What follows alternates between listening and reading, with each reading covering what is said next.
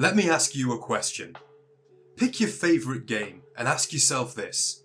Can you point to a single place or moment in that game which sums up why you love it so much? You probably can. Maybe it's a quest that really gripped you, or a level with just the perfect design. It might even be a piece of music, like the moment you fire up Skyrim for the 10,000th time and hear Streets of Whiterun playing in the background. Damn, I want to play Skyrim now. Anyway, for me, that favourite game is classic World of Warcraft, and that place is Mulgore. It's a bit of a strange choice, I'll admit, because on the surface there's nothing particularly special about Mulgore. The story is simple and the landscape doesn't match the complexity or sheer fantasy of some of WoW's other areas. But none of that matters because, to put it simply, Mulgore is just chill. And that's why it's probably my favourite starting area in classic WoW. Don't get me wrong, I love the undead starting area, Tirisfal Glades. It's definitely up there in the top picks for me. But sometimes I need a break from slaughtering religious fanatics, pervasive misery and pumpkin stealing adventures.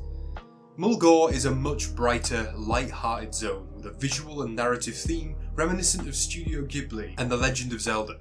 The inspiration for this area in World of Warcraft extends beyond the fictional, however, as Mulgore bears a clear resemblance to parts of North America, and in particular the US state of Wyoming. The Devil's Tower Monument and the Bighorn Medicine Wheel are two Wyoming landmarks which have clearly recognisable counterparts in Mulgore. But I think the strongest and most interesting influence connected to this part of America is the tribal culture of the Tauren, the race who call Mulgore their home.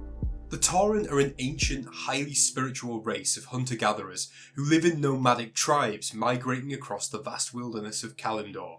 Their culture is clearly inspired by various Native American tribes, particularly those of the Great Plains region, such as the Arapaho, Cheyenne, and Lakota. The influence of these tribes is evident in the architecture of the Tauren, which consists of movable structures made of wood and stitched hides. It's also clearly visible in their spirituality too, with a focus on ancestral shamanic beliefs and a reverence for the balance of nature, as beautiful and deadly as it can be. The Tauren are perhaps the most unique race in classic WoW. I find them really interesting, and this is not only the main reason why I love Mulgore, but it's also a great example of why I'm so passionate about old school World of Warcraft as a whole. What Blizzard did so well with the Warcraft universe, beginning in Warcraft 3 and then in Vanilla WoW, was that they created factions and playable races which stepped beyond the typical fantasy gaming experience. Sure, there are elves, dwarves, and even the orcs have their origins in earlier works, not to mention humans of course. But the Tauren? A playable race based on a fantasy interpretation of Native American tribes? That's something wholly unique, and I find it very refreshing. In fact, let me demonstrate that through a quick IRL story. When I was at school, I took art as one of my class choices, and for our final course, we could select our own theme for our end project, and then produce some pieces of art based on that theme. I chose Native American art specifically so that I could draw and paint a load of stuff inspired by the art and architecture of the Taurens in World of Warcraft. There you have it, kids. If you want to find a way to do cool stuff while still sticking in at school, do that. Now, I'm not going to show any of this stuff, though I do still have all of it in my old bedroom at my mum's house, because frankly this art is so bad it could well be considered a cultural insult at this stage.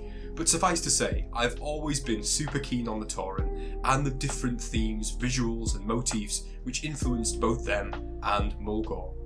These influences, and that central focus on the balance of nature, inform the questing experience in the zone, which explores your journey as a young Tauren newly come of age. As your character progresses through Mulgore, you'll undertake rites of passage to earn your place within the tribe. At the same time, you'll learn about the various threats which are encroaching on your people's sacred lands, and you'll take steps to deal with these threats. Personally, I think that this balance is handled really well, as the tone never grows too dark, yet you feel good about seeing off the venture company operatives who are greedily exploiting the land for no reason other than pure profit. And all of this comes together in such a vibrant, beautiful experience on the visual level, which makes the most of Warcraft's signature hand-painted art style.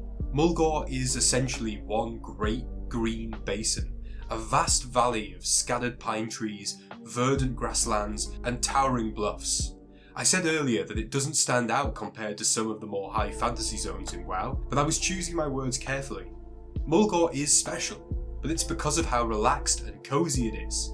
It isn't about intensity and excitement, but rather the joy of being transported into a beautiful dream world.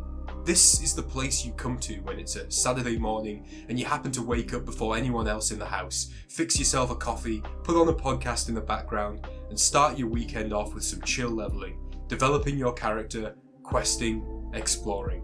If you played Classic for any period of time, you probably know the feeling I'm describing, and it is a good one. Your adventure culminates in a journey to the city of Thunderbluff, which is absolutely the most beautiful capital in Classic WoW for me. And this is the perfect conclusion to the zone, because from the very start of your adventure in Mulgore, you've been told about how you'll one day make it to Thunderbluff if you continue to prove yourself. It's where the most famous, accomplished Tauren reside, and it's also the home of the High Chieftain, Cairn Bloodhoof, leader of the Tauren tribes.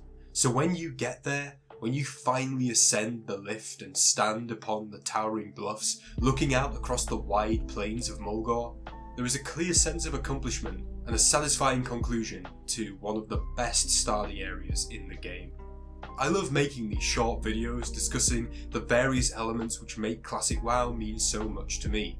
I've already made videos covering the Undead and their starting zone, as well as the Shimmering Flats, another place in Old Azeroth which resonates with me for being such a chill, relaxing area.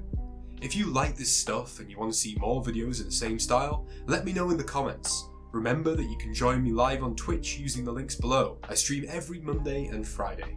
Until next time though, take care of yourselves guys, and I shall see you in the next video. Bye bye!